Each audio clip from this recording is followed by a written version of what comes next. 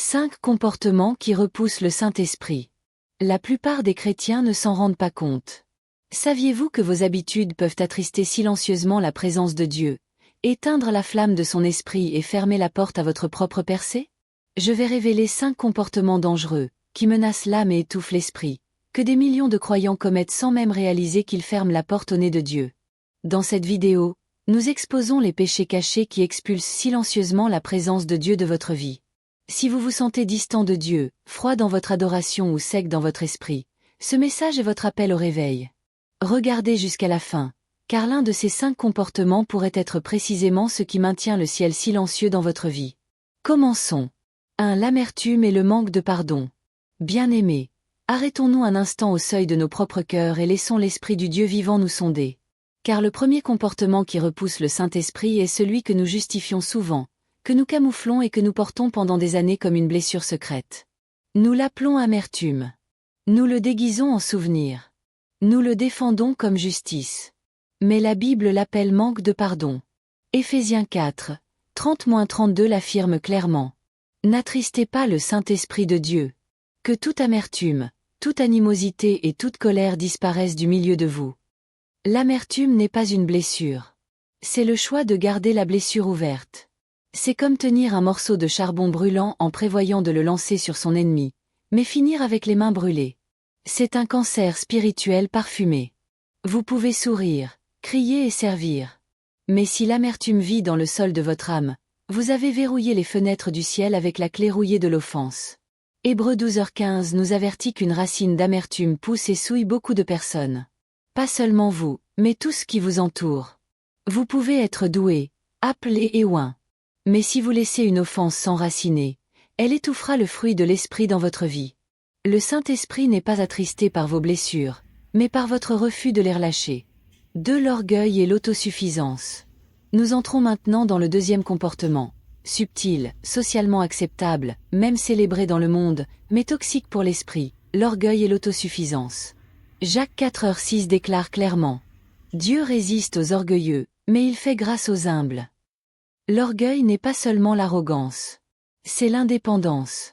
C'est faire confiance à votre intelligence, votre stratégie, votre force plus qu'à la direction du Saint-Esprit.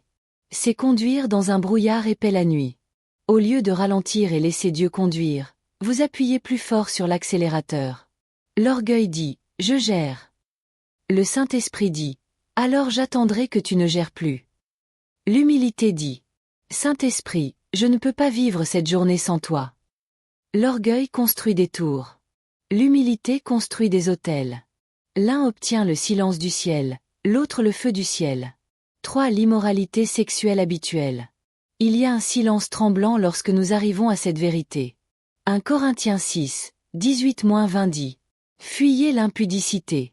Ne savez-vous pas que votre corps est le temple du Saint-Esprit? Le péché sexuel n'est pas seulement physique. C'est une transgression spirituelle. La présence du Saint-Esprit ne réside pas dans un temple continuellement souillé. Ce n'est pas une erreur isolée que Dieu ne peut pardonner. La grâce couvre le repentant. Mais ce qui repousse l'esprit, c'est l'habitude non repentie, le cycle répété d'impureté. Votre corps est un temple, pas un motel, pas un terrain de jeu. Samson en est un exemple. L'onction était sur lui. Mais compromission après compromission, il perdit sa consécration. Et un jour, il se leva sans savoir que l'Éternel s'était retiré de lui. C'est le danger du péché non maîtrisé, il vous aveugle. 4. Les plaintes chroniques et l'ingratitude. Ce comportement peut sembler petit, mais dans le monde spirituel, il est assourdissant. Nombre 11 montre Israël délivré d'Égypte, mais se plaignant du désert. Il regrette la nourriture de l'esclavage, oubliant les chaînes. Quand le peuple se plaignit, cela déplut à l'Éternel. La plainte n'est pas neutre. Elle brouille la fréquence du ciel. Philippiens 2h14 dit: Faites toutes choses sans murmure ni contestation. La gratitude accélère l'activité de l'esprit. La plainte freine la faveur de Dieu. La reconnaissance ouvre les fenêtres du ciel. 5. La négligence spirituelle et l'apathie. Ce dernier comportement est le plus silencieux. Pas une rébellion ouverte, mais une négligence progressive. Une prière manquée. Une dévotion ignorée. Un feu qui refroidit. 1 Thessaloniciens 5h19 dit. N'éteignez pas l'esprit. Éteindre, ce n'est pas rejeter la flamme. C'est négliger de l'alimenter. Apocalypse 3, 15-16. Parce que tu es tiède, je te vomirai de ma bouche. L'activité n'est pas l'intimité. Le service n'est pas la communion. Vous pouvez servir à l'église et être affamé spirituellement. Vous pouvez écouter des sermons sans chercher Dieu dans le secret. Le Saint-Esprit ne forcera pas l'entrée dans une vie pleine qui ne lui laisse aucune place. Arrêtez, et sachez que je suis Dieu.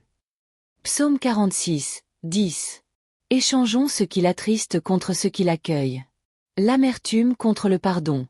L'orgueil contre l'humilité. La convoitise contre la pureté. La plainte contre la gratitude. La négligence contre la dévotion. Que votre cœur devienne son sanctuaire. Avant de partir, écrivez ceci en commentaire comme déclaration publique. Saint-Esprit, prends ta juste place en moi. Nous ne lui demandons plus seulement de visiter.